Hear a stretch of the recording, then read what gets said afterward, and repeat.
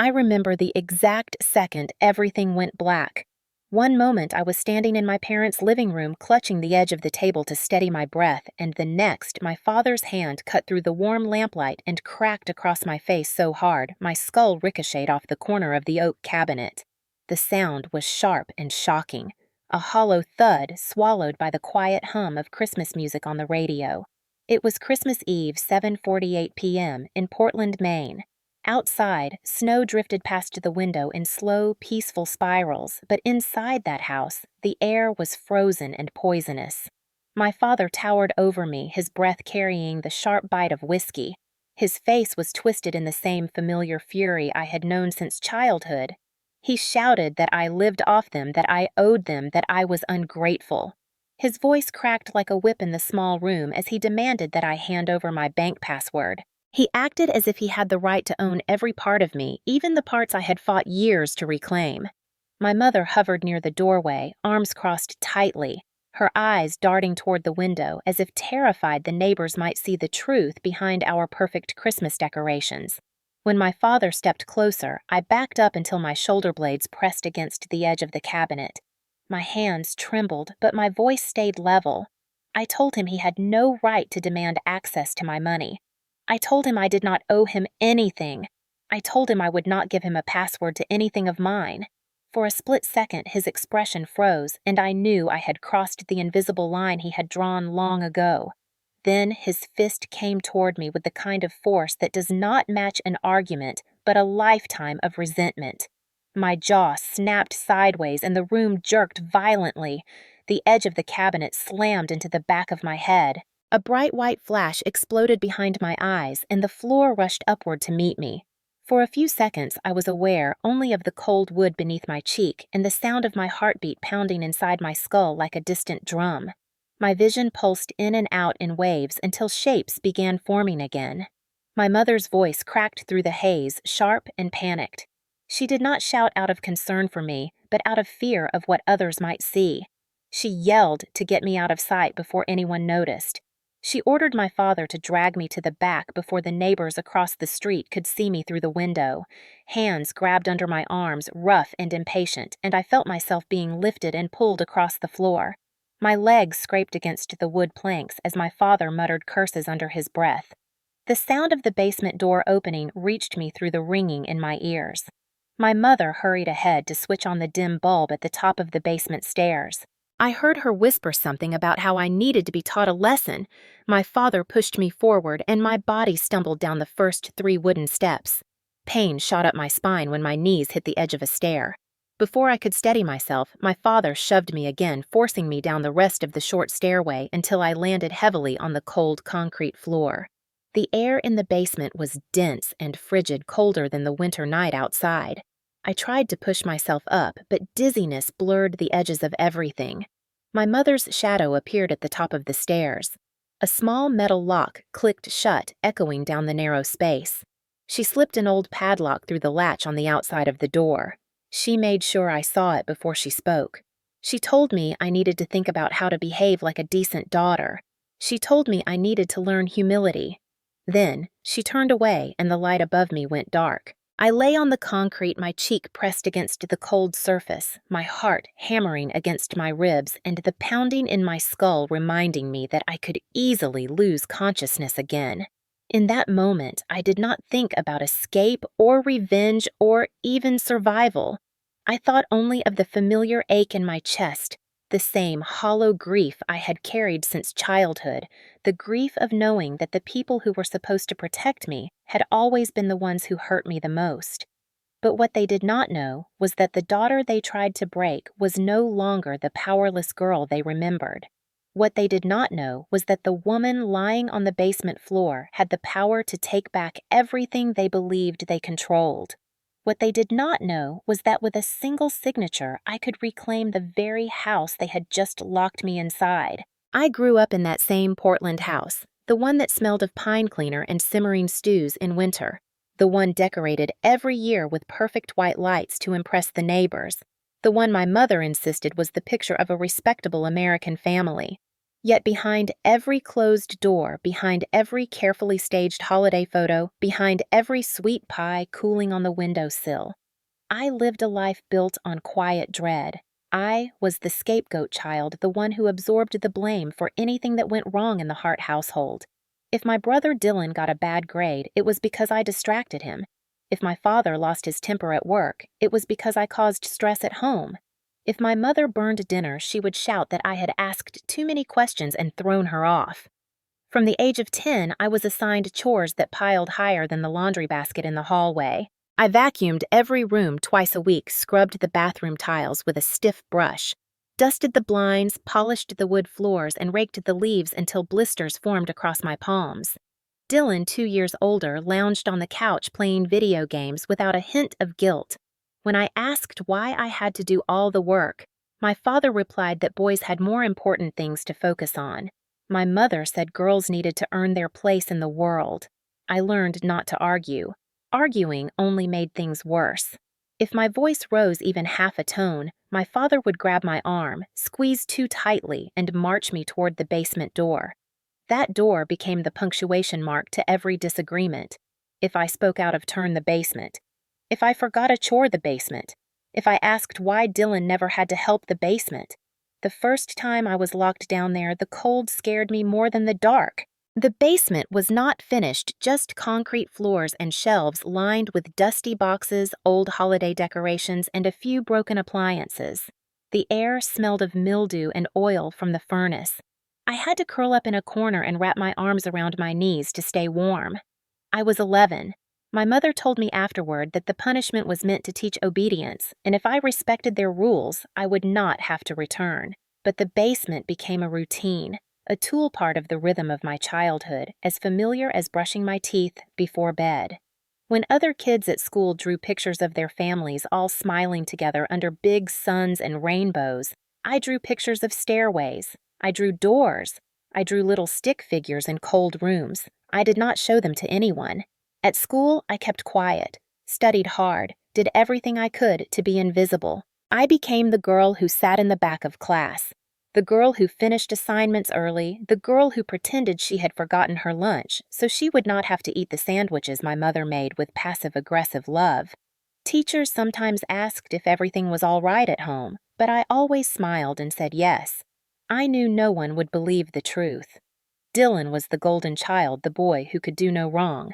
My parents treated him like he was born to carry on the family legacy, whatever that legacy was supposed to be. He was praised for breathing, rewarded for mediocrity, celebrated for existing.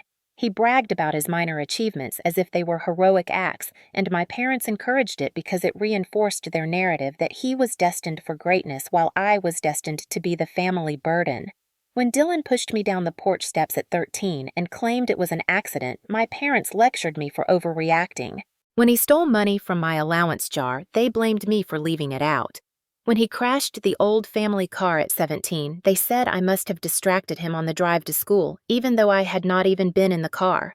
I left home the day I turned 20. I had gotten into a good college with a scholarship I fought tooth and nail to earn, but my parents dismissed the accomplishment. They called it a pity award, told me I would drop out within a year, told me I was wasting their time. I still remember the way my father's mouth curled in disgust when I said I planned to major in corporate law. He told me a girl like me could never handle something as serious as law. My mother said the only thing I needed to learn was how to keep a tidy house. I packed my bags and walked out without looking back. I promised myself then that I would never depend on them again. At school, freed from the constant weight of surveillance, I thrived.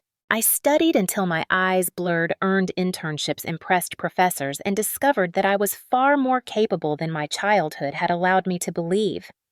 No one knew that I was the girl who had spent nights locked in a basement. No one knew how desperately I wanted to rewrite my life. I graduated with honors and began working as a legal assistant at a private maritime firm in Boston, the smallest position in the building. I was used to starting at the bottom. I was used to climbing through doors people tried to keep shut. I worked through holidays, took double shifts, volunteered for cases no one wanted, and built a reputation for being relentless.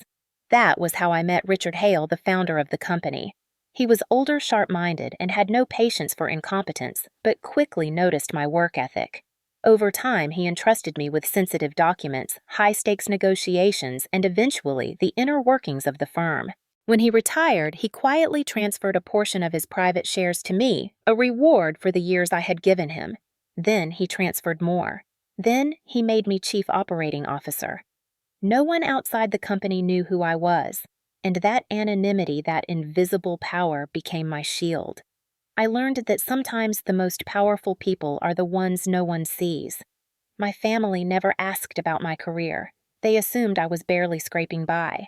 They believed the story they wanted to believe because the truth would force them to question everything they had ever done to me. For 10 years, I stayed away from that house.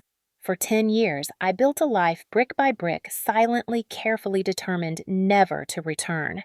But when my mother called last week and claimed she was ill, something inside me softened, or maybe it weakened.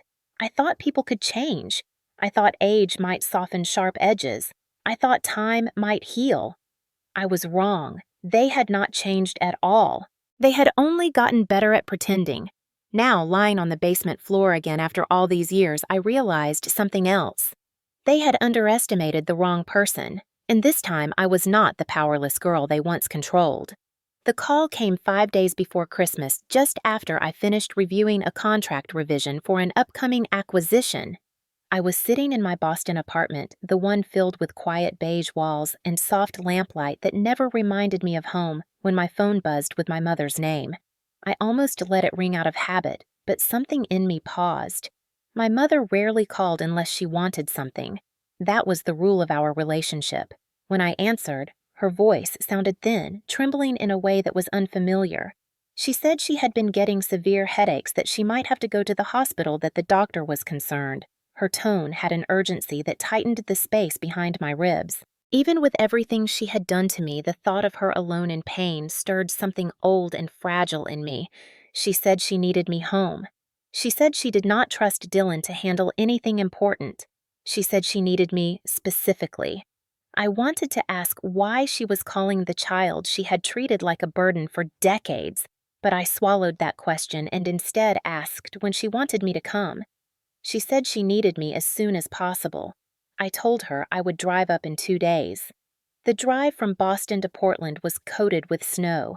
The highway stretched long and gray beneath the low winter sky, and every exit sign seemed to pull me back into memories I had tried to fold away. When I crossed the main state line, the familiar ache settled in my chest. By the time I reached my parents' street, the houses were glowing with Christmas lights, candy canes lining the walkways, inflatable snowmen bobbing in icy air. Their house looked exactly the same as when I left, a picture-perfect colonial with green shutters and a wreath on the door, but I could feel the old tension tightening in my stomach. Before I even knocked, my mother pulled open the door, her hair curled neatly, her makeup done, her eyes showing no sign of the illness she had described. She gave me the kind of smile that stretches only the lips, not the eyes. She told me I looked tired. She did not ask about my drive. She did not hug me. My father appeared behind her arms, crossed, jaw set in that familiar disapproving angle. He glanced at my overnight bag and muttered that he hoped I did not bring too much clutter. I stepped inside the warmth of the house wrapping around me with a suffocating familiarity. The scent of cinnamon candles filled the air, overly sweet and artificial. My mother said she had hoped I would arrive a little earlier to help with the decorating. She gestured toward the half-finished garland and boxes of ornaments on the floor, and I realized she expected me to continue doing the things she had once forced onto me as a child. I asked how she was feeling. She brushed it off and said the headaches came and went. She said she would be fine if she had less stress in her life. She looked at me when she said it. I realized then that the illness might have been exaggerated, maybe even fabricated, but I told myself not to jump to conclusions. Maybe she had softened with age. Maybe there really was something wrong. Maybe this time would be different. My brother Dylan arrived an hour later, stomping snow off his boots and shouting greetings loud enough for the neighbors to hear. He hugged our mother and slapped our father on the back, then looked at me with a smirk that carried every childhood memory of him getting away with things I was punished for. He told me I looked like I had lost weight, but not in the complimentary way. He asked if I was still doing that low-paying legal paperwork stuff. I told him I worked in corporate law, but he waved it off like I was making it sound more impressive than it was. Then he pulled out his phone and showed everyone photos of the new truck he had just bought. My parents clapped and praised him as if he had discovered electricity. When it was my turn to hand out gifts, I gave them thoughtful presents I had chosen carefully. A handmade wooden picture frame for my mother crafted by a local artisan in Boston. A vintage Navy compass for my father, knowing he had once dreamed of joining the service before abandoning the idea. They barely looked at them. My mother asked why I could not buy something from a proper store. My father said the compass probably did not work and tossed it onto the coffee table without care. In return, they gave me a scarf that still had the clearance tag attached. My father asked if I brought financial documents they needed help with. When I asked what he meant, he pulled out a stack of mail unpaid bills, tax notices, and a foreclosure warning. He said he needed me to sign something to delay proceedings. I asked why they needed my signature. He said the paperwork required a co-owner. I told him I was not a co-owner of anything. He told me that my name had been added years ago because they wanted to protect the house. The words landed heavy and cold. My mother chimed in, saying she needed me to sign a few forms so they could refinance. She insisted it was routine. I told them I would need to look everything over before signing anything. My father's tone sharpened instantly. He said I was always difficult. He said I always made things harder. He said Dylan would have signed without question. Dylan smiled smugly, echoing that he would do anything for the family. The atmosphere thickened, charged with tension that grew heavier by the minute. I stepped into the kitchen to get a glass of water, hoping to calm myself. As I reached for the faucet, my father followed me. He asked again for my bank login, claiming they needed to check my credit score to help the refinancing. I told him that was not how credit checks worked. He grew more aggressive, saying I was ungrateful after all they had done for me. I reminded him I had built my life without their help. His face darkened. He accused me of abandoning the family. My mother stepped into the doorway and said I should stop arguing. Dylan leaned against the counter, watching with amused interest. The pressure in the room built until it felt like something was going to snap. I took a slow breath and said calmly that I would not hand over my password.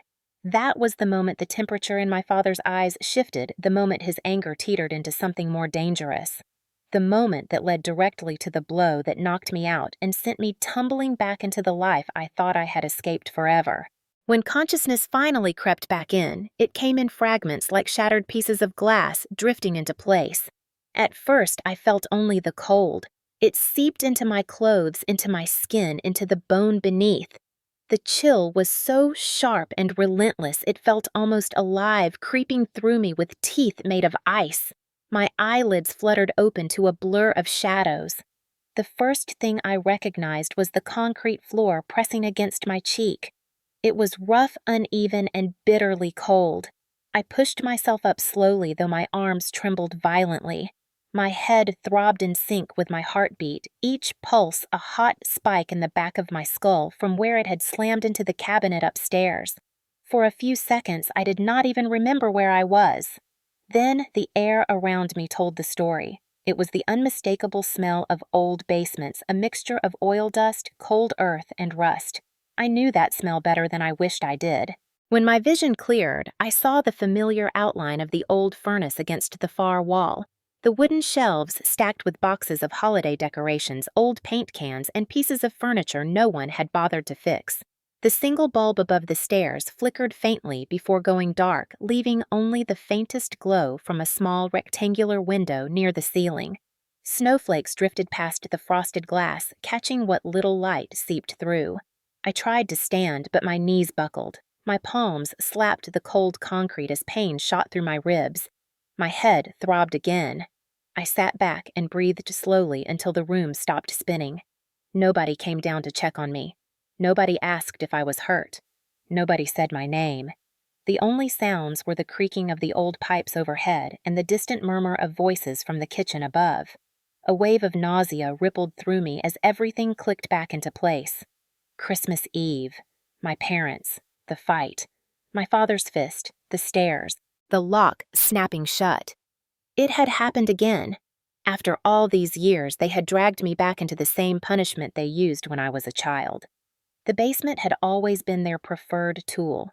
It was out of sight, out of earshot from the neighbors, a place no one questioned, a place my parents had always insisted was safe, even though the cold alone could make a person shake uncontrollably. I wrapped my arms around myself as another shiver cut through me. My coat was still upstairs. My sweater was thin, barely more than a layer of cotton. The air in the basement felt colder than the winter night outside. I reached up to touch the back of my head. My fingertips found a swollen lump, tender and hot. I winced. My mouth tasted metallic, like blood had pooled at the corner of my gum. I could feel the bruise spreading across my jaw. I leaned against an old wooden beam for support. The wood was cold but sturdy. Above me, faint laughter trickled through the air vent near the top of the wall. The voices were muffled but unmistakable. My mother. My father. Dylan. It sounded like they were back to wrapping presents or pouring drinks or talking about Dylan's new truck. They had locked me in the basement and simply returned to their celebration, as if nothing had happened, as if I were not their daughter, as if I were an inconvenience they had taken care of so they could enjoy their evening without interruption. I moved closer to the vent, listening. My mother said something about how dramatic I always was. My father muttered that I needed to be put in my place.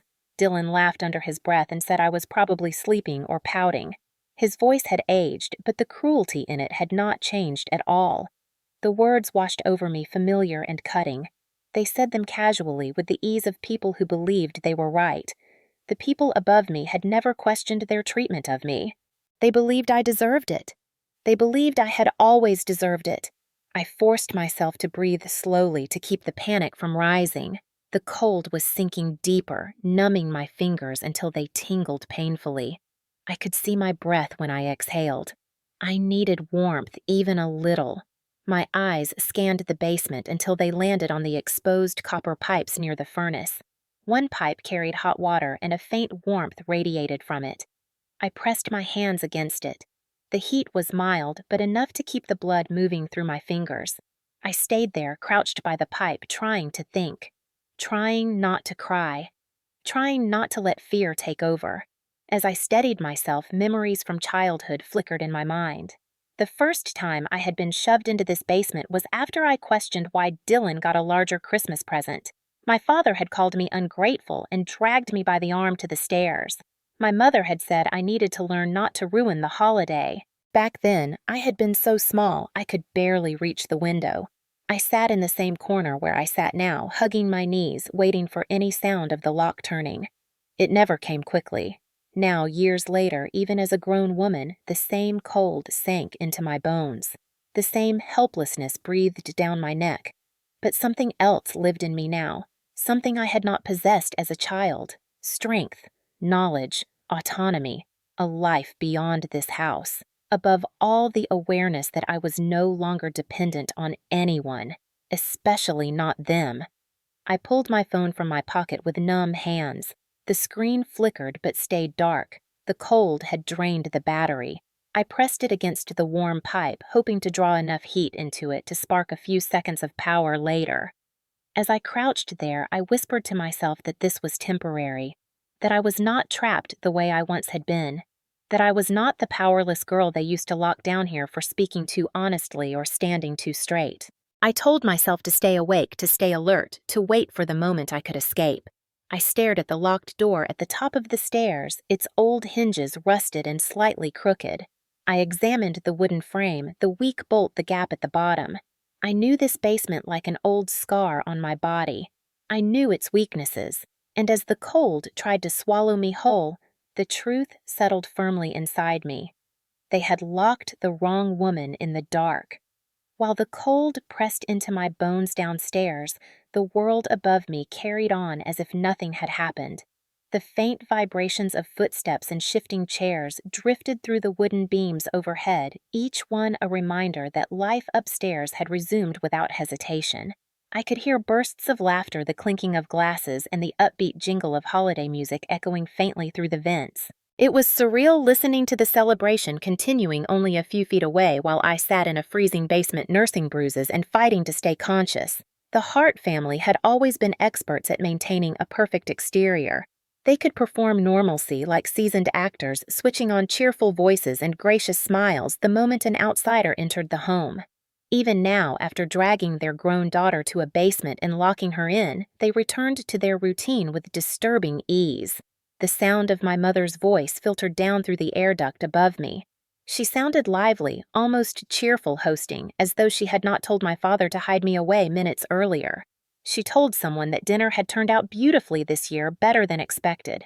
As she spoke, her words were punctuated by the clatter of dishes, the scrape of serving spoons against ceramic bowls, and the occasional crackle of the fire in the living room hearth. My father's booming laugh followed. He sounded relaxed, the way he always did when he found an audience that admired him or when he had convinced himself that he had asserted control. He said something about the weather, complaining loudly about the snow, joking that Maine never lets anyone enjoy Christmas without a storm. His tone was exactly like the man neighbors always praised, the man they believed was a responsible family leader. They had no idea who he was behind closed doors. Dylan's voice rose next, full of smug pride. He was bragging about his recent job promotion. I could picture him standing by the dining table, one hand gesturing dramatically while the other clutched a glass of beer. He told everyone how hard he had worked, how the boss said no one in the company had his drive. Listening from below, I could almost see my parents' approving smiles as they fed him endless compliments, telling him he deserved all his success, telling him he was the pride of the family. My stomach twisted. I had heard those same words all my life, each one reinforcing a hierarchy where he existed as the favored one and I existed as the disappointment. Then came a soft chorus of laughter, followed by my mother's voice mentioning me. I leaned closer to the vent, straining to hear.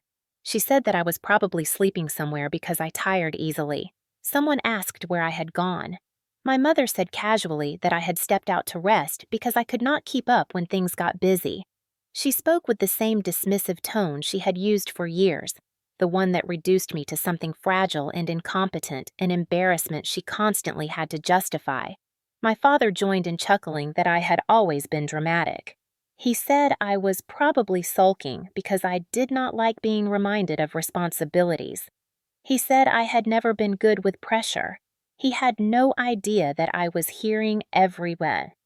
Dylan chimed in, his voice dripping with amusement. He said I was probably hiding because giving gifts made me nervous. He said that I never knew how to pick something decent and probably realized how embarrassing my presence looked next to his. I wanted to scream. Wanted to shout through the vents, wanted to pound on the door until they heard me. But I did not. I knew better. I knew that reacting only fed their narrative that I was unstable. So I stayed silent, breathing slowly, reminding myself that their delusions no longer had power unless I allowed them to. The celebration upstairs grew louder. I could hear chairs being pulled away from the table and the familiar sound of wrapping paper being ripped open. The family had resumed exchanging gifts. I tried to picture the scene. My father was probably handing Dylan a new set of tools or something expensive. My mother would give him the kind of gift she believed reflected his value. They would all gush over it, praising how thoughtful and perfect everything was. Then someone likely asked where my gift was. My mother would say something dismissive like she probably bought something cheap. My father would probably make a joke about not expecting much from me. The wind outside howled softly, rattling the tiny basement window. The sound of the storm clashed with the warmth and laughter above. My head throbbed again, and I leaned back against the cold wall, letting my eyes close just long enough to gather my strength. Even through the floorboards, I could tell when dessert was served. The clinking of forks against plates floated downward, accompanied by my mother's delighted voice announcing that she had made her famous cranberry cobbler. The dessert she had refused to teach me how to bake because she said I would ruin it. The dessert she only made for people she believed were worth the effort. Dylan must have made a comment then because another round of laughter followed, louder than before. My father's voice cut through it, saying that this year felt peaceful. Peaceful. That word pierced me deeper than any bruise. They believed locking me in the basement made the night more peaceful. They believed removing me made things easier. They believed that hurting me brought harmony. That was the Hart family legacy. Later, I heard the television turn on and the familiar sound of a holiday movie playing. Their voices mixed with the soundtrack of cheerful music and scripted joy. I could even hear the pop of the fire crackling in the living room. They were settled in, calm and comfortable, acting as though they had not assaulted their daughter moments earlier. But amidst the noise, something else filtered through, subtle but unmistakable. My father's voice lowered his tone, shifting from casual conversation to irritation. He asked where the financial documents were.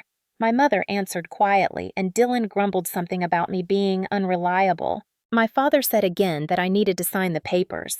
His frustration simmered beneath every word. He said he did not understand why I made everything so difficult.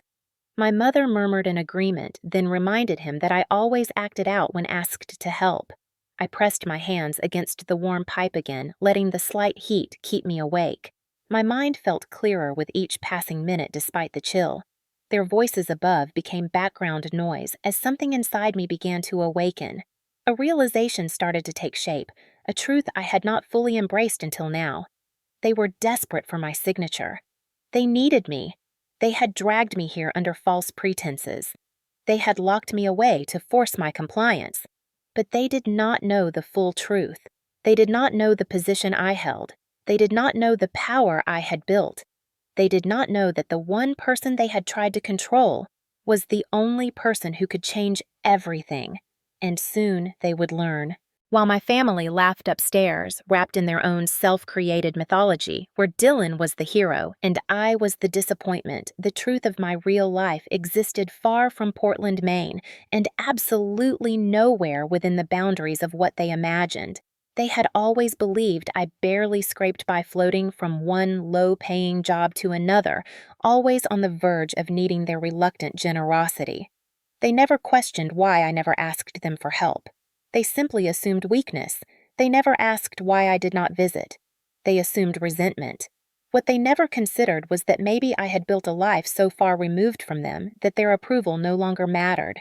My real life began the day I left their house at 20 with a scholarship, a duffel bag, and the fierce clarity that no one was coming to save me. I was alone in every sense that mattered, and for the first time, the silence around me felt like freedom. In Boston, I learned to live on little to take 2 part-time jobs while attending law classes during the day. I learned no one cared if I failed, and no one cared if I succeeded either. That freedom forced me to grow stronger than I had ever imagined. My professors noticed how I absorbed case law with a hunger they rarely saw in students.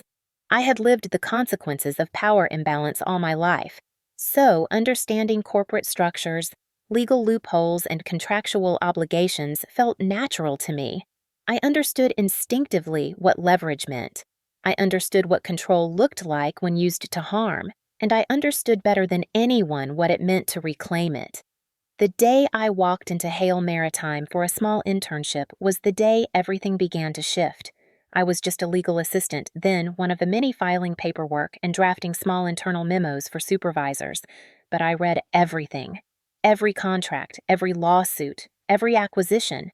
I saw patterns in this maritime industry that most people ignored because they were buried beneath jargon and decades of structural neglect. One afternoon, the founder, Richard Hale, stopped at my desk. I thought he was going to ask me to fetch coffee. Instead, he asked why I had rewritten a clause in a contract that had already been reviewed by 2 senior attorneys. Before I could panic, he pointed to a small section I had adjusted and asked how I noticed the gap. I explained. He listened for several minutes, arms crossed, occasionally nodding. Then he said something that changed the course of my life. He said I saw things differently. He said I had a mind for structure. It was the first time anyone in authority had spoken to me like that. He promoted me 6 months later. From there, everything spiraled upward. I began reviewing larger contracts, sitting in on strategy meetings, managing negotiations no one wanted to handle. I outworked everyone, not because I wanted praise, but because I had spent my entire childhood being told I was incapable. Every project I completed, every clause I mastered, every negotiation I handled, chipped away at that internal lie until I began to know with certainty that I belonged in the room. Eventually, Mr. Hale entrusted me with confidential restructuring documents. He brought me into private meetings. He included me at the table with executives who had decades of experience. I took every opportunity like it was oxygen. When I passed the bar, he told me to move into a senior legal role. 2 years later, when the previous operations director retired, he asked me to take the position. I told him I was too young. He told me age meant nothing if the mind was sharp. When he finally stepped down from the company entirely, he restructured ownership and granted me a large share of the private holdings.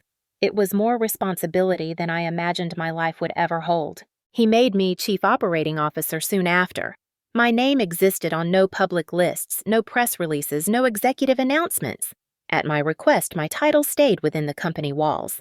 I had learned early that attention attracts exploitation. For the world outside, I remained invisible. For the people within, I became the quiet force behind every deal. Under my leadership, the company bought shipyards, warehouses, supply chains, and most recently distressed properties with redevelopment potential. One of those properties had come from a foreclosure auction. A colonial home in Portland, my childhood home. When the file landed on my desk, I froze. I saw the address and felt a familiar nausea twist in my stomach. The bank was selling the property in a sweep of overdue accounts. Part of me wanted to reject it immediately to pretend it did not exist. Another part of me, the part that had lived through years of being locked in basements and silenced by people who claimed to love me, told me to approve the acquisition. I signed the authorization. The house was absorbed by a subsidiary of our holdings. We had plans to renovate it, convert part of the property, and place it under a new long-term strategic asset plan. No one in the company thought twice about it. They saw it as square footage a land parcel in a stable coastal region. They did not know what it meant to me. They did not know that the house they purchased was the same house where I had spent birthdays crying quietly in my room after being told I ruined everything.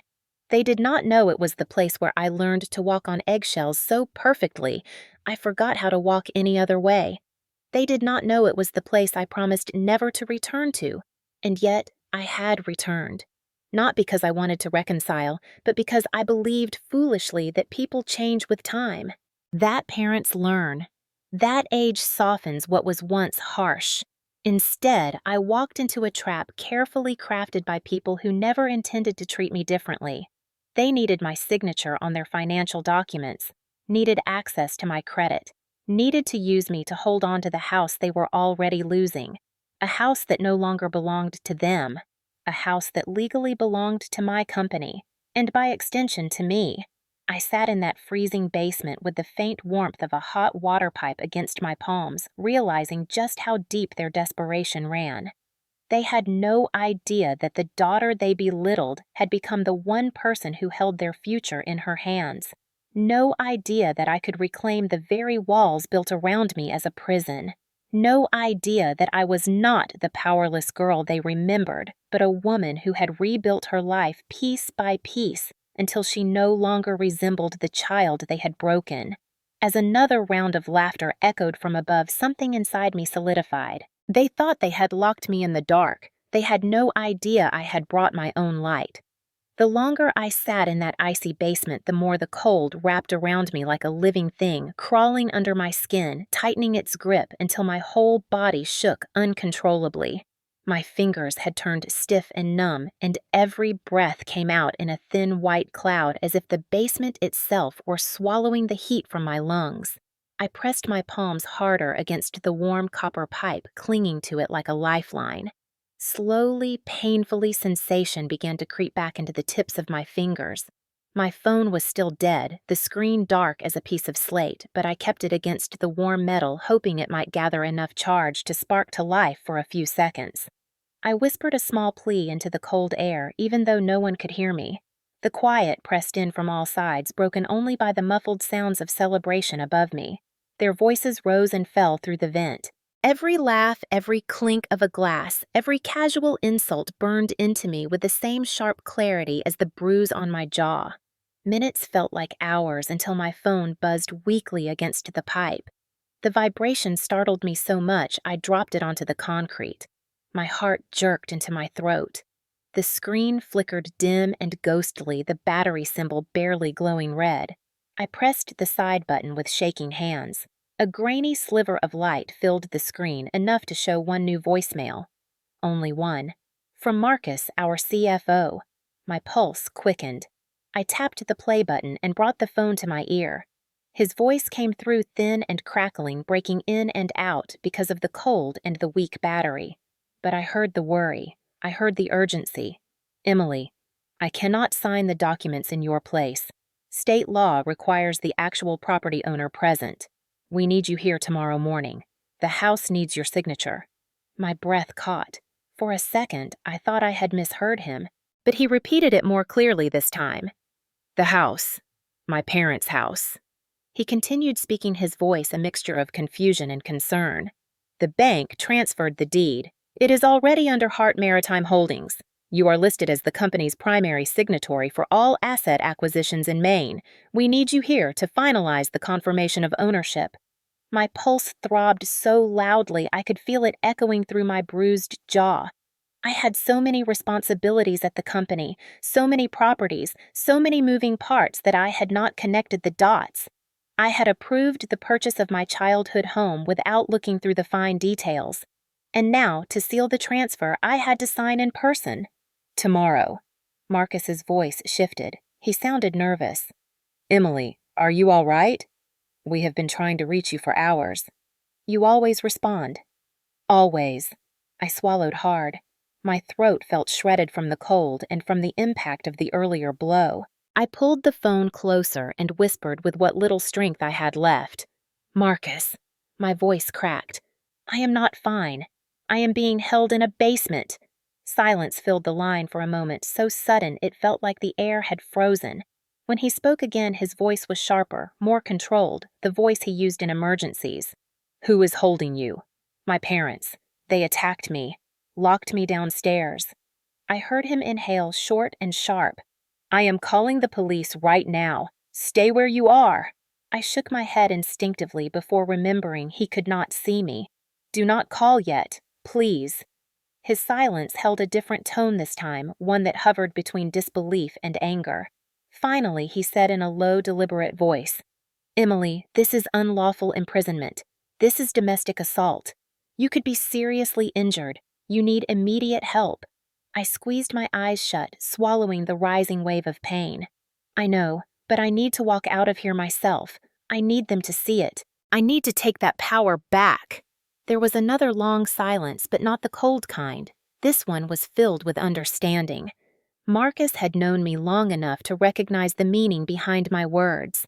I had spent my entire life being dragged, shoved, and pushed into submission.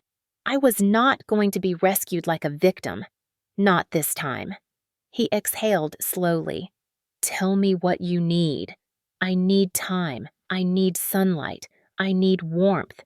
And I need you to be here in the morning." He hesitated only once. "I will be there, and I will notify 2 officers to accompany me as a wellness check. You will not be alone." Relief washed through me, warm and overwhelming even as my body trembled. "Thank you." He paused, and for the first time since I had known him, his voice cracked. "Are you sure you can make it until morning?" I looked at the narrow basement window, the snow drifting outside like silent witnesses. I looked at the locked door, the rusted hinges, the dark room that had tried to swallow me once before, and I thought of all of the years I had fought to build a life outside this house. I thought of every night I spent hunched over legal documents, every board meeting where I proved my place, every negotiation where I stood my ground. "Yes," I whispered. "I can make it." The phone flickered again. The screen dimmed, the battery icon fading. Marcus said one last thing before the line died. "Stay awake if you can. Stay warm. And Emily, when we get there tomorrow, things are going to change." The call cut off. My reflection disappeared from the dark screen. I sat frozen for a moment, absorbing the truth of everything. My parents had locked me in the basement to force me into saving a house they no longer owned. The house was mine. Legally mine. And in less than 12 hours, the man who trusted me with millions of dollars in assets would arrive at the door they believed they controlled. For the first time since waking up on the cold floor, a slow, steady flame lit inside me. Not anger, not fear, not something deeper, something steadier. Power. They thought they had buried me. What they had done was hand me the perfect moment to rise. The moment the call ended and my phone dropped back into darkness, the silence in the basement thickened into something almost tangible. My breath came out in long, shaky clouds as I pressed my back against the cold wall, trying to steady both the throbbing in my skull and the rising wave of adrenaline coursing through me. Marcus was coming. The police would be with him. Tomorrow morning, everything would change. But I still had to survive the night. I tucked the phone against the warm pipe one more time, though I knew it had reached the last of its power. The basement light above the stairs flickered once, casting a faint yellow glow through the cracks in the door. My blood ran cold for a different reason now. Someone was coming. I scrambled away from the stairs, heart pounding against my ribs so hard it felt like it might crack through. I pressed myself against the far wall, crouching low behind the wooden shelf stacked with dusty boxes. The hinges creaked, the lock rattled, the door jerked open. My father's silhouette filled the stairwell. The weak bulb above him cast a harsh outline, but even in the dimness I could see the sharp set of his shoulders, the heavy rise and fall of his chest, and the angry twist of his jaw. He stepped down the first wooden step, and the familiar groan of the old boards echoed like a warning through the basement. For a moment, I thought maybe he was coming to check if I was conscious. Maybe some part of him felt guilt, but reality had taught me to never confuse curiosity with concern. He reached the bottom of the stairs, his boots hitting the concrete with a dull thud. He scanned the room, his eyes adjusting to the darkness. And then he saw me. His expression hardened instantly. "What are you doing?" His voice was low, suspicious. I stayed silent, pressing my back harder against the shelf. The basement felt smaller now, like the cold air had closed in on us. He took a step closer. "I heard you talking. Who were you talking to?" My throat tightened, but I kept my jaw set. He moved quicker than closing the distance in 3 heavy strides. He grabbed my arm so tightly I felt his fingernails dig through my sleeve. He yanked me to my feet. My legs, barely warmed from being pressed against the pipe, wobbled under me. He shook me once hard enough to send a bolt of pain through my rib cage. "Answer me. Who were you talking to?" I tried to pull my arm back, but his grip only tightened. His breath hit my face hot and sharp with the sting of alcohol. I said nothing. I would not give him Marcus's name. I would not give him anything. That silence lit a fuse inside him. His face reddened, and he jerked me closer until his forehead nearly touched mine. "You think you can come in here and make demands. You think you can act like we need you. You think you are better than this family." He spit the last word out like it tasted foul. Then his eyes dropped to the warm pipe behind me, the one I had pressed against for heat. His lip curled in disgust.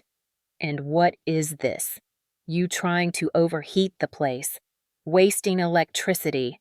He let go of my arm only to shove me hard across the room. My back slammed against the cold concrete wall. Pain shot through my shoulders. Before I could fully steady myself, he stormed toward me again. He grabbed the phone out of my hand. I tried to clutch it, but he was stronger. He wrenched it away, looked at the cracked screen, and his expression twisted into rage. "So that is who you were talking to. Someone helping you scheme against us." He threw the phone to the ground. The sound of it shattering against the concrete echoed through the basement like a gunshot. A sharp crack, followed by the sad final rattle of cheap plastic skidding across the floor. Something inside me broke with it. My father stepped forward, looming over me. His voice was low, almost conversational, which made it even more chilling. "You think you are too good for us now, too good to help your own family." I swallowed hard, my throat tight with pain and exhaustion. My voice came out barely above a whisper. "I said no because it is my money, and you have no right to it." For a moment, everything stopped. His body went still. The air went cold in a different way. Then he lunged. Not a shove this time, not a slap, a full-force blow. His hand slammed across my face so hard, my head snapped sideways, and a burst of white light exploded behind my eyes. I stumbled to the ground, my knees hitting the concrete. My palms slid across the floor as I tried to catch myself, but the force of the impact sent me collapsing onto my side. Before I could recover, he grabbed the collar of my sweater and yanked me upright only to throw me back down again. I felt my shoulder hit the ground, first, the pain radiating outward in a burning wave. My mother's voice echoed faintly from upstairs calling his name, but she did not come down. She never came down. She never stopped him. My father leaned over me, his breath ragged. "You will sign those papers tomorrow morning," he snarled, "and you will hand over whatever we ask for, or you can rot down here." He rose to his feet, his boots scraping against the floor. He stepped on my broken phone as he walked away, grinding it beneath his heel until it was nothing but crushed glass and plastic. He climbed the stairs, each step thudding heavily. When he reached the top, he turned back only long enough to say one thing. "Maybe this will teach you not to talk back." Then the door slammed shut. The lock clicked into place with a cold finality. I lay there on the concrete floor, my face throbbing, my ribs screaming with each breath, my shoulder burning. The basement felt colder now, as if the darkness itself had grown teeth. My phone was destroyed. My body ached. And yet, through the pain and the fog and the rising terror, something else sparked inside me. A resolve sharper than anything I had ever felt. Because now it was not just about survival. Now it was about justice. And they had no idea how close justice already was. For a long moment after the door slammed, I did not move. I could not. The pain radiating from my shoulder jaw and ribs felt like a thick, throbbing fog spreading through my body. Every breath sent a sharp stab under my rib cage, and my left arm refused to lift past my waist. The concrete beneath me pulled heat from my skin until I could not tell where my body ended and the cold floor began. I lay completely still, letting the pain settle into something I could tolerate. The basement was silent again, the kind of silence that felt like an extra layer of weight pressing down. I could hear faint sounds upstairs, but they no longer reached me as clearly. Laughter, the pop of a cork, a movie playing, my family living their night without even thinking about what they had done. I wanted to cry. I wanted to scream. But neither of those things would help me. So I inhaled slowly, ignoring the sharp sting in my chest, and forced myself to think. I pushed myself upright inch by inch, my palms slipping on the cold floor until I steadied myself against the wooden support beam. My head swam. For a few seconds the room tilted sideways, and I had to close my eyes to stop the dizziness from knocking me over again. When my vision cleared, I looked toward the basement stairs. The door above was closed tight, and the padlock hung in place on the outside latch. There was no breaking through it from here. My father had used the same lock since I was a teenager. Even then, it had always been his way of reminding me that he controlled the boundaries between freedom and punishment. But basements age, hardware ages, hinges rust, frames shift. I knew this basement better than I knew any bedroom I had ever lived in. So I pushed myself toward the stairs, crawling slowly until I could sit at the bottom step. The pain in my ribs screamed every time I moved, but I gritted my teeth and kept going. The wooden steps were old-worn from decades of use. The door frame above was slightly crooked. I remembered that detail now. When I was 16, my father had slammed the door so hard after locking me inside that the hinge had bent. He repaired it himself badly. The metal had rusted along the edges from years of Maine winters, especially with the unheated basement letting moisture creep upward. I stood gripping the handrail, letting my legs adjust beneath me. My entire body shook, not just from fear, but from rage, from cold, from the memory of every time this basement had swallowed me up. I climbed the steps slowly, each one sending a fresh wave of pain through my chest, but I refused to stop. When I reached the top, I placed my fingers against the hinges. They were on my side of the door. That was the flaw, a mistake made by a man who always assumed I would never fight back. I braced my good shoulder against the railing and ran my fingertips along the hinge pins. The rusted metal was rough flaking under my touch. It would take force to loosen them, force my body barely had left, but I had to try. I scanned the basement with blurry eyes, searching for something long and sturdy. The wooden shelves held old paint rollers, bent nails, and boxes of forgotten winter boots. Near the furnace, propped against the wall, was an old wooden broom handle with a splintered end. That might work. I moved back down the stairs, one slow step at a time. My legs buckled once and I caught myself on the rail, stifling a cry as pain shot down my side. When I finally reached the broom handle and wrapped my fingers around it, the cold wood bit into my numb skin. It was heavier than I expected. My shoulder screamed when I lifted it, but I forced myself to carry it back up the stairs. I slid one end beneath the top hinge pin and pushed upward. The broom handle flexed. My injured shoulder burned. The hinge did not move. I bit the inside of my cheek until the taste of iron filled my mouth. Again. I braced my foot against the step and pushed with every ounce of strength I had left. This time something shifted. A tiny metallic scrape. The hinge pin lifted 0.5 millimeter. It was not much, but it was enough. I repositioned the broom handle and pushed again.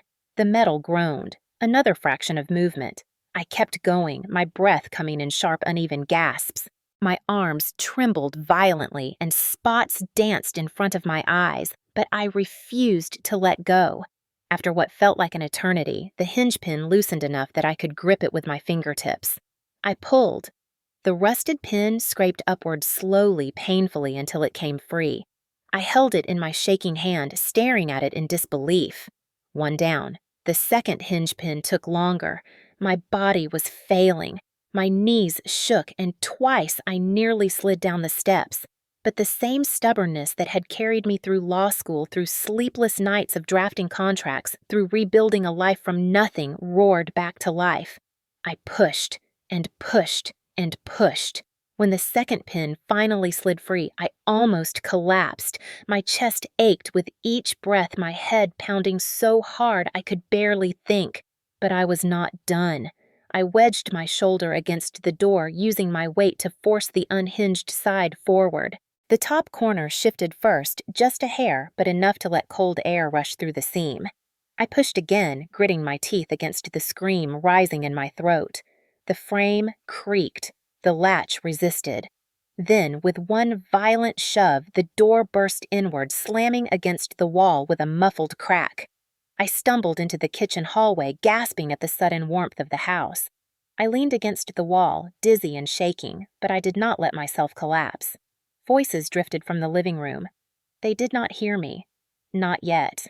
They were too busy enjoying their holiday evening, believing I was still locked below them like an inconvenient problem tucked out of view. I straightened slowly, wiping the blood from my lip with the back of my sleeve. I looked toward the living room, where golden light flickered from the fireplace, and with every step I took away from the basement door, one thought burned brighter than the pain. I am not the helpless girl you buried down there. I am coming to reclaim what is mine. When I stepped fully into the hallway, the warmth of the house washed over me so suddenly that my eyes watered.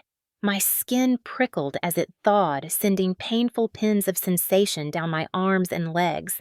The contrast between the freezing basement and the heated living room felt like moving between worlds. I leaned against the wall for a moment, pressing my palm flat against the plaster just to steady the trembling in my knees. Every part of me hurt.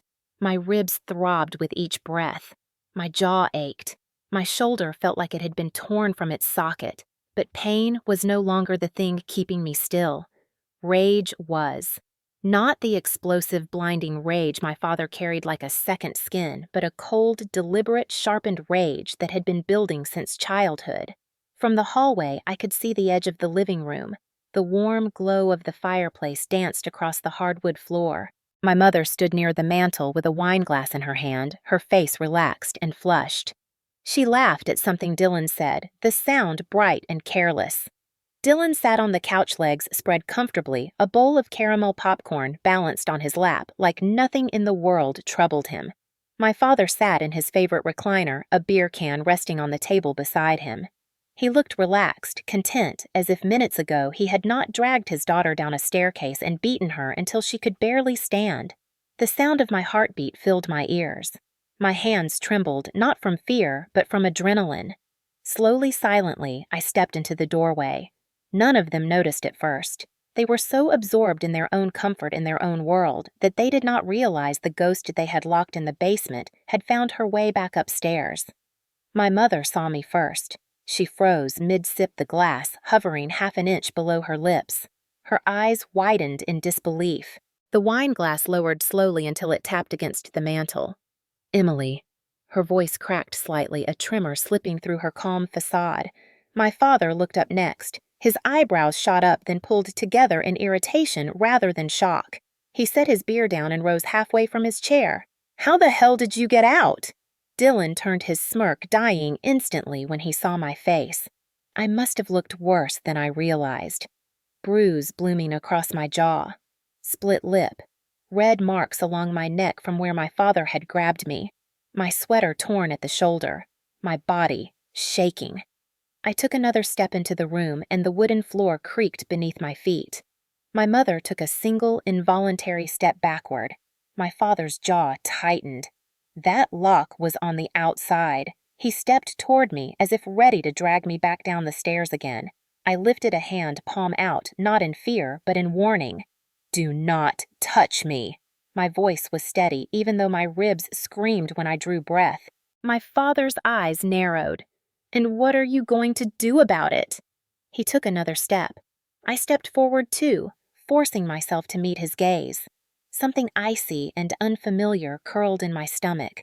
Something I had never allowed myself to feel in front of him. Authority. You are not going to lay a hand on me again. The room went utterly still. My mother swallowed. Dylan shifted uncomfortably on the couch, suddenly unsure whether to laugh or to stay quiet. My father barked out a humorless laugh. "You think saying that changes anything? You are still under my roof. You live by my rules." I stared at him, my breath shaky, but my voice firm. "I do not live under your rules." "Not anymore." My father scoffed. "You are nothing without us. You always have been." My jaw clenched at the familiar cruelty. I had heard it my whole life, a repeated lie drilled into me until part of me almost believed it. But not tonight. Tonight I saw everything clearly. I stepped farther into the room, ignoring the pain, ignoring the throbbing in my ribs. I looked at each of them. "You dragged me down those stairs. You locked me in the basement. You beat me. And then you came up here and had dessert." My mother's face flushed, not with shame, but with indignation. "Lower your voice. The neighbors might hear." That sentence, that cursed sentence I had heard all my life. More concerned with appearances than with abuse. My voice rose anyway. Let them hear it. A flicker of something like panic crossed her face, but she quickly masked it. "You are being dramatic. We did not beat you. You fell." That old lie, that familiar rewriting of reality. I stared at her, and something inside me finally snapped cleanly. "Neither of you gets to define what happened. Not anymore." My father scoffed loudly. "When the police come tomorrow, you think they will believe you?" Dylan snorted. "Yeah, right. Look at you. You probably hit yourself on something downstairs. You always wanted attention." The words hit me with a surprising clarity, not because they hurt, but because I realized they no longer held any power. I straightened my spine, even though it sent a fresh shock of pain through my body. I pointed toward the broken basement door, now hanging slightly crooked on its frame. "I got out because your lock was ancient and rusted, just like your control." My mother gasped softly. My father took a step toward me again, anger flashing across his face. "You think you are smart. You think you can talk to me like that." I kept my eyes locked on his. "Yes, I do." His face reddened. He looked like he wanted to strike me again. But for the first time in my life, I did not shrink. I did not look away. I did not cower. Instead, I stepped closer, closing the gap until I stood just a few feet from him. Every bruise on my body pulsed, but I did not flinch.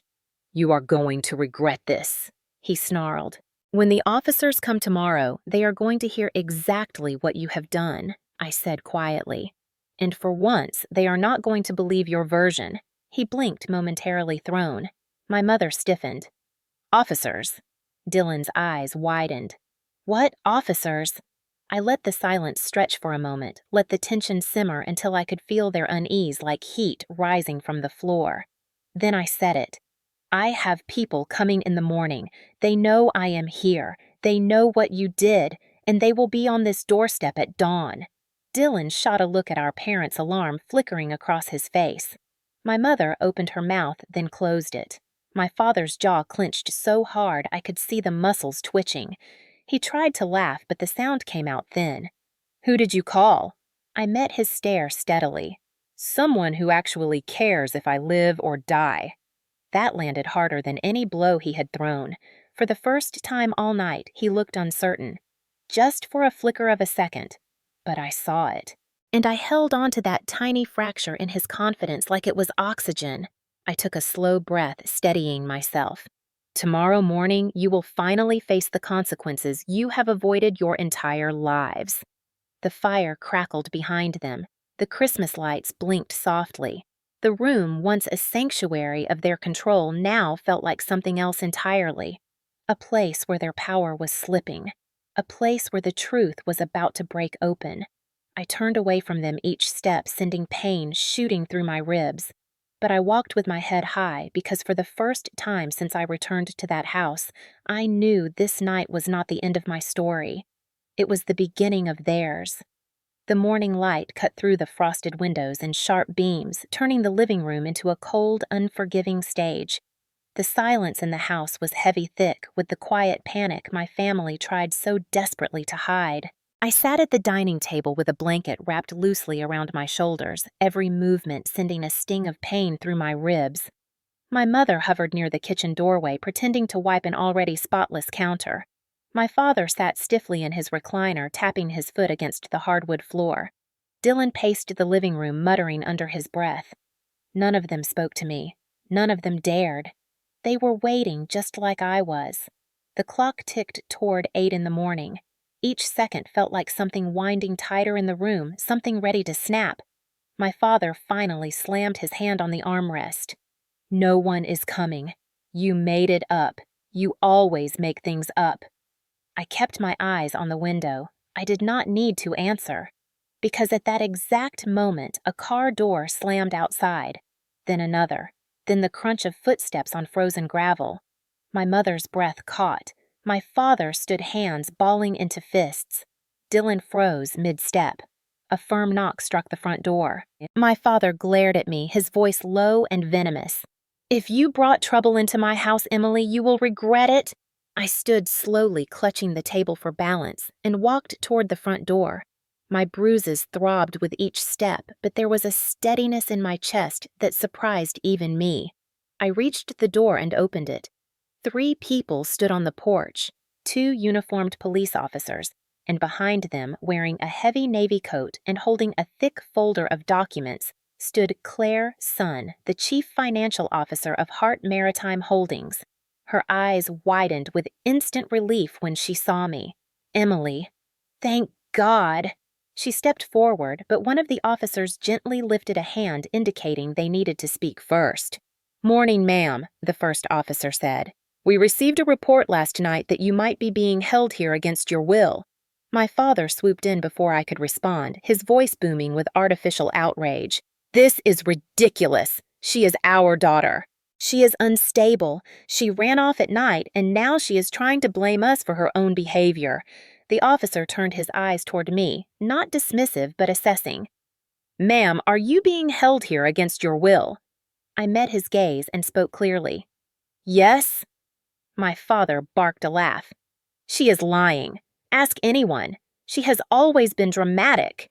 I lifted my arm and pointed toward the hallway. The basement door was still slightly bent, its hinges warped from where the lock had been forced out. The padlock my parents had used lay on the floor beside it, the metal dented and rusted. The officer saw it instantly. He stepped toward the door, crouched down, and inspected it. He looked back at my father. "Sir, this door locks from the outside. Can you explain why your daughter would be locked in a basement with a door like this?" My father opened his mouth, but no sound came out. My mother rushed forward, desperate. "It was a mistake. It was an accident. She fell asleep down there once and we must have—" The second officer held up a hand, silencing her. "Please step aside, ma'am. We need to speak with your daughter alone." My parents stiffened. Dylan swallowed his face, paling. My father took a step forward as if to block their path. "You cannot just walk in my house and accuse us of something like this." Claire finally stepped in, her voice calm but firm. Actually, they can, and they should. My father stared at her like she was an intruder from another planet. Who are you? Claire opened the folder and held one of the documents out to him without flinching. I am the Chief Financial Officer of Hart Maritime Holdings, and we have business with Emily Hart. She turned to me. Emily, you were supposed to meet us yesterday to sign the transfer documents for the property purchase. We were concerned when we could not reach you. My parents froze. Dylan blinked. I felt the air shift around me, the tremor of confusion passing through my family like a silent shockwave. The officer looked at Claire. Property purchase. Yes, Claire said. Hart Maritime Holdings acquired this home at auction due to back taxes and mortgage default. It legally belongs to the company now. The room went dead silent. My father's face drained of color. My mother's jaw slackened. Dylan made a strangled sound halfway between disbelief and outrage. Claire continued speaking clearly so every word sank in. And our Chief Operating Officer, Ms. Emily Hart, is the only authorized signatory for the final ownership confirmation. My father shook his head violently. No, this is wrong. This house is ours. You cannot take it. Claire stared at him evenly. You already lost it, sir. We simply purchased it. My mother turned to me trembling. Emily, you work for some company. I met her gaze without flinching. I run one. Dylan sputtered. That is impossible. You left home with nothing. How could you possibly? Claire cut him off gently but firmly. Ms. Hart worked her way from legal assistant to executive management over a decade. She is highly respected in our company. My father's mouth twisted into something ugly. All these years. You kept this from us. You hid this from your own family. I held his stare, remembering the blows, the insults, the years of suffocating control. You never wanted to know who I was. You only wanted to know what you could take. My father stepped forward suddenly, his hand raised as if he might strike me again. The first officer moved instantly, blocking him. Sir, do not touch her. My father shoved the officer's arm. I can talk to my daughter however I want. The second officer's voice was calm but firm. Sir, place your hands behind your back. My father froze. What? You are being detained for domestic assault and unlawful imprisonment. My mother screamed. No, this is a misunderstanding. Please. We are her parents. The officer did not budge. And that does not place you above the law. The officers guided my father's arms behind him and clicked the cuffs in place. Dylan yelled something incoherent, stepping forward, but Claire stepped subtly between him and me, shielding me with her presence. My mother collapsed to her knees, sobbing while reaching out uselessly toward the officers. Please, she whispered, do not take him. Do not do this. The officer answered quietly. He did this to himself. As they led my father toward the door, he twisted his head toward me. His eyes were wild, full of betrayal. You did this. You ruined this family. My voice was steady when I answered. No, you did. My mother looked up at me, tears staining her cheeks. Emily, we are still your parents. We still love. I turned my face away. Love does not look like what you did to me. Claire placed a gentle hand between my shoulder blades, guiding me toward the porch while the officers escorted my father to the patrol car. The cold outdoor air stung my skin, but it felt like the first real breath I had taken in days, maybe years. My father shouted one last time, the sound desperate and hollow. This is still my house. Claire spoke softly behind me. Not anymore. I looked at her. Not anymore, I repeated, and for the first time I felt the truth of it settle into my bones like warmth. Justice did not feel loud. It felt quiet, steady. I stood on the porch with the winter air swirling around me and watched the beginning of their consequences unfold. Not revenge, just accountability, and it was enough. 1 month later, I stood on the balcony of my new apartment in Boston, staring out at the Atlantic Ocean as the sun pulled itself slowly over the horizon. The cold air stung my cheeks, but it felt clean, honest, crisp in a way I had not felt in years. The city below was waking up, lights flickering on in the early morning gray, the world stretching and breathing as if nothing extraordinary had happened. But everything had changed. My ribs were still tender, though the bruises had mostly faded into faint shadows along my skin, reminders of a Christmas Eve I would never forget. The doctors said the healing would take time, not just the physical injuries, but the invisible ones. The police had come by earlier that week to give me an update on the case. The officer who spoke to me, a woman named Sergeant Mills, carried a quiet calm I admired. She handed me a stack of papers and walked me through the details. Your father has been formally charged with domestic assault, false imprisonment, and obstruction, she had explained, her voice steady. His bail was denied due to the severity and pattern of behavior. My father's anger had finally run into something stronger than him: the law. My mother was charged as well, though with lesser counts for complicity and failure to report abuse. She had been allowed bail, but with strict conditions. The officers made it clear that neither she nor my father were allowed within 500 feet of me. A restraining order was now in place. 5 years minimum. The weight of it had settled over me in a strange, mixed wave of relief and sorrow. I had not seen my mother since that morning. I did not know if I wanted to. The same woman who dragged me by the wrists through a house filled with warm lights and holiday music had once braided my hair before school. Both truths existed in the same memory, and I would not pretend either one was not real. Healing was not a straight line. It was a slow, messy, looping path that doubled back on itself on the days I felt strong and the days I broke without warning. But I was walking it. For the first time, I was walking it on my own terms. Behind me inside the apartment, a stack of legal files rested on my dining table. Claire had dropped them off the day before.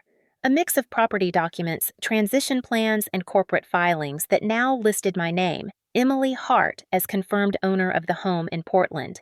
The home I had grown up in. The home my family had used as a stage for cruelty disguised as discipline. Secrecy disguised as protection, and control disguised as love. It was mine, now. Legally, permanently. But I did not want it. Not as a home, not as a memory, not as a place to return to. When Claire asked what I wanted to do with it, I gave her the answer the same day. Turn it into a survivor resource space, not a shelter. Maine had shelters. What it lacked was a dedicated drop-in center where victims could find legal guidance, therapy referrals, and emergency planning help without facing wait lists or complex intake processes. A place where people like me could take their next step. Claire had smiled softly. That is the most Emily Hart answer I could have expected. I did not know what she meant, not fully, but hearing her say it made my chest feel warm in a way that surprised me. As if someone finally saw me. Really saw me.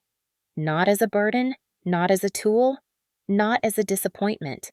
As a woman who survived and still chose to build something that might save someone else. I turned back toward the ocean, listening to the wind whip against the railing.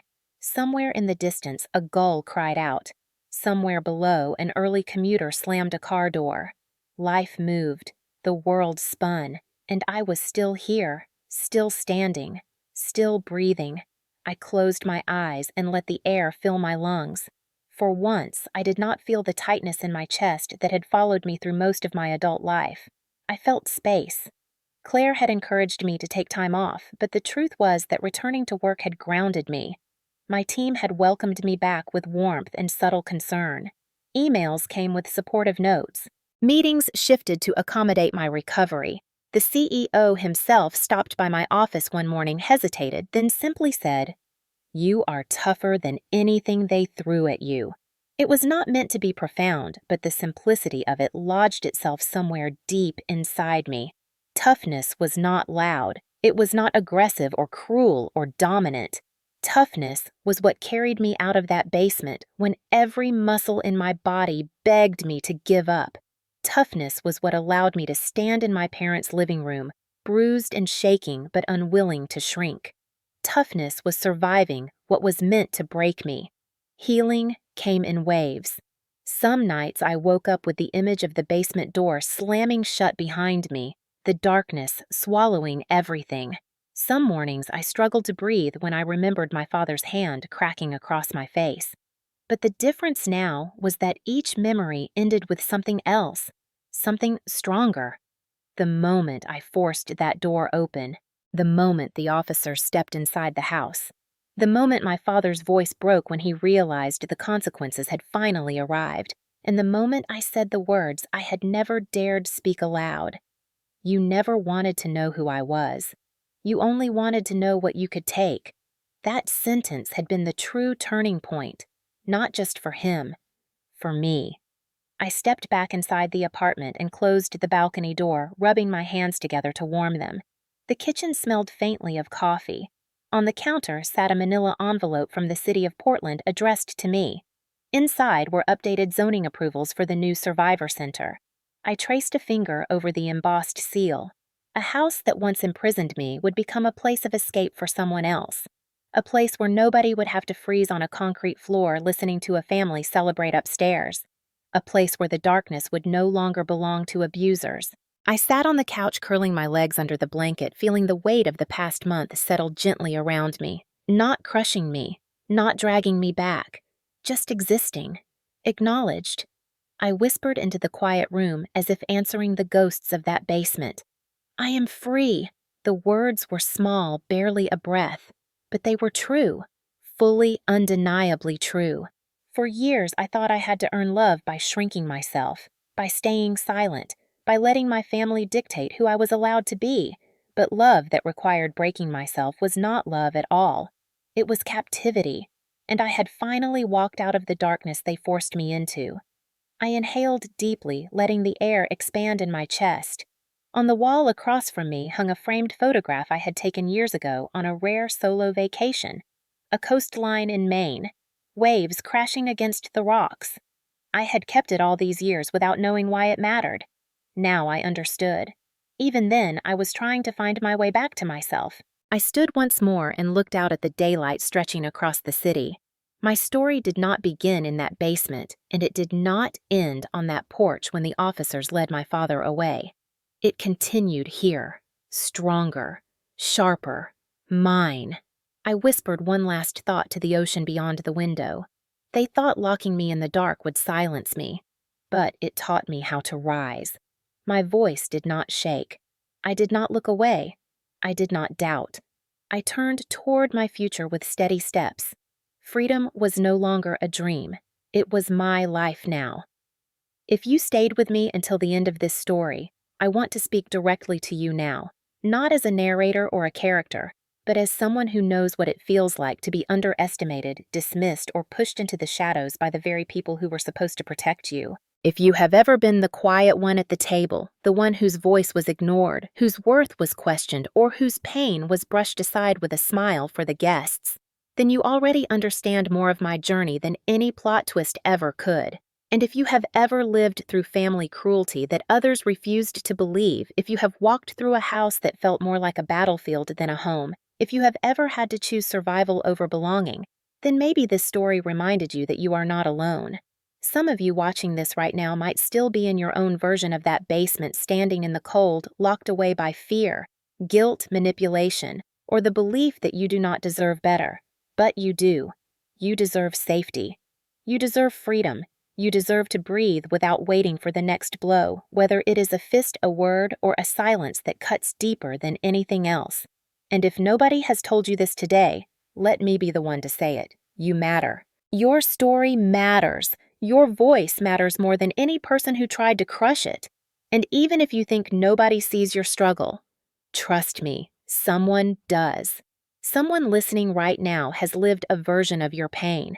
Someone has found a way out. Someone has stood exactly where you are standing and still made it to a brighter day on the other side. And I hope that gives you even a small flicker of strength. If this story made you angry, if it made you shake your head, if it reminded you of something you went through or something someone you love is going through, I want to hear from you. Tell me where you are watching from. Tell me the time. Tell me what part of this story hit you the hardest. Would you have walked out of that basement the same way I did? Would you have called the police sooner? Would you have confronted your parents differently? There is no wrong answer here. This channel is not just about storytelling. It is a community where your experiences, your voice, and your reflections matter as much as any plot twist in the script. And if you believe more stories like this deserve to be heard, stories that shine a light on hidden abuse, silent survival, family betrayal, unexpected strength, and long overdue justice, then consider subscribing. It costs nothing, but it tells the algorithm that these stories deserve space. It tells the world that people care about victims, about truth, about standing up, even when your knees shake. And if you want to support this channel in a bigger way, hit the like button. It sounds simple, but it tells YouTube that this story resonated, that it mattered to someone. Someone like you. Before you go, answer me this one question in the comments below. What would you have done if you found yourself locked in that basement on Christmas Eve? I want to know your thoughts. I want to hear your voice. And above all, I want to remind you one last time, no darkness can hold you forever, not when you choose to rise.